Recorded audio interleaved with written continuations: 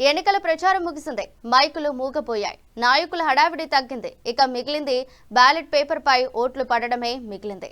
ఫిబ్రవరి 13న అభ్యర్థుల భవితవ్యం తేలనుంది. ఈ క్రమంలోనే నల్గొండ జిల్లాలో సుదీర్ఘ రాజకీయ అనుభవం ఉన్న చకిలం శ్రీనివాసరావు కుటుంబం నుండి మీ ముందుకు వస్తున్నాను అంటున్న చకిలం వసంత లక్ష్మి అనిల్ కుమార్ తో మా ప్రతినిధి ఫేస్ టు ఫేస్. రైట్, ఇది మొత్తానికైతే నల్గొండ కార్పొరేషన్లో రసవత్తరంగా ఎన్నికల ప్రచారం హోరు కొనసాగుతుంది. ఈ నేపథ్యంలోనే 48వ డివిజన్ కార్పొరేటర్ అభ్యర్థిగా కార్పొరేటర్ అభ్యర్థి మరియు మేయర్గా బీఆర్ఎస్ పార్టీ ప్రకటించింది. ఈ నేపథ్యంలోనే సుదీర్ఘమైన రాజకీయ అనుభవం ఉన్నటువంటి చకిలం శ్రీనివాసరావు గారు, నల్గొండ అంటేనే చకిలం శ్రీనివాసరావు, కాంగ్రెస్ జెండా ఎగిరేసింది. కాంగ్రెస్ పురుడు పోసుకుందంటే చకిలం శ్రీనివాసరావు.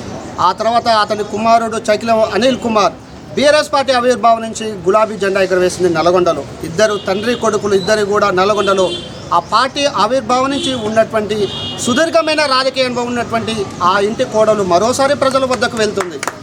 వసంత లక్ష్మి పార్టీ ఆవిర్భావం నుంచి 2001 నుంచి ఇప్పటి వరకు ఏ పదవి ఆశించకుండా 2026 వరకు దాదాపుగా 25 సంవత్సరాలు ఏ పదవి ఆశించకుండా చకిలం అనిల్ కుమార్ బీఆర్ఎస్ పార్టీని అంటిపెట్టుకొని ఉన్నారు.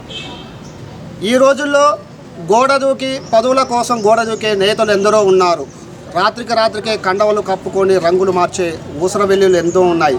కానీ చకిలం అనిల్ కుమార్ నీతికి నిజాయితీకి పార్టీ అధిష్టానానికి కట్టుబడి మీ ముందుకు వస్తున్నా. ఒక్కసారి ఆశీర్వదించండి, అవకాశం ఇవ్వండి, మీ సమస్యలని కూడా నేను తీర్చుతాను అని చెప్పేసి కేటీఆర్ నాకు భరోసా ఇచ్చారు. ఖచ్చితంగా వాళ్ళ అధిష్టానం మేరకు నిధులు తీసుకొచ్చి నల్గొండని అభివృద్ధి చేస్తానని వసంత లక్ష్మి, మేయర్ అభ్యర్థి వసంత లక్ష్మి విజ్ఞప్తి చేస్తున్నటువంటి పరిస్థితి. తాను 48 వార్డులలో మెజార్టీ స్థానాలు కైవసం చేసుకుని బీఆర్ఎస్ పార్టీ కూడా మేయర్ పీఠాన్ని కూడా కైవసం చేసుకుంటారని ఆశాభావం వ్యక్తం చేస్తున్నారు, ధీమా వ్యక్తం చేస్తున్నారు.